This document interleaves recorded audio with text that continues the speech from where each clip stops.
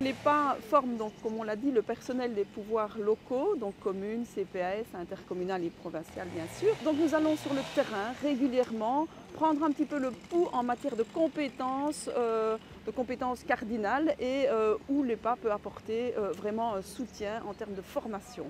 Donc à l'IPEFA de Verviers, nous avons une expertise en matière de formation dans le secteur vert avec nos agents techniques nature et forêt notamment. Et donc c'est une occasion pour nous d'apporter cette expertise dans l'enseignement pour adultes, cette formation organisée par l'EPA.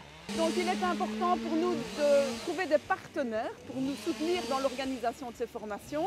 Et il faut des partenaires qui soient non seulement impliqués, mais qui disposent aussi de formateurs qui maîtrisent vraiment toutes les techniques et qui connaissent le secteur, tous les tenants et aboutissants d'un travail d'abattage d'arbres. L'IPEFA évidemment ici propose un formateur qui a une expertise importante du terrain, je vais dire, notamment dans le cadre des formations pour les agents techniques nature et forêt, mais également expertise en forêt et bénéficie de relations, je vais dire, étroites qui nous permet ici de venir travailler, pratiquer sur un site géré par le DNF notamment. Au sein de la formation, j'essaye de développer toute une série de compétences, identifier les arbres, identifier le matériel nécessaire, choisir une direction d'abattage de manière à travailler toujours en sécurité et dans le respect du milieu et des individus. Donc il y a une collaboration avec la région Wallonne, avec le département de la nature et des forêts de la région Wallonne qui est fort intéressante. Et d'un point de vue pédagogique, le site ici est vraiment très intéressant parce qu'on a une grande variété d'arbres,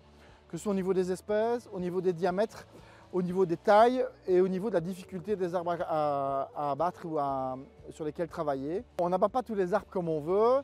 Donc ici, on est dans un site particulier, c'est l'arboretum de Serein. Donc cet arboretum, c'est une collection d'arbres. Et donc pendant quelques années, il n'y a pas eu vraiment de travaux d'entretien dans la collection. Ce qui fait que la collection n'est pas du tout mise en valeur. On a toute une série d'arbres qui sont dépérissants, qui sont morts, qui peuvent causer des problèmes de sécurité, soit pour les touristes, mais aussi des problèmes de dégradation des collections qui sont présentes. Donc un arbre quand il tombe, il peut être dangereux pour la population, mais il peut également être dangereux pour le peuplement et abîmer la collection qui est présente. Ici, on a l'opportunité d'avoir un partenariat avec les formateurs de la province pour que ce travail-là soit fait en collaboration avec nous. Donc ça nous permet, nous, d'avancer un peu plus vite sur la restauration de l'arboretum qui prend un certain temps.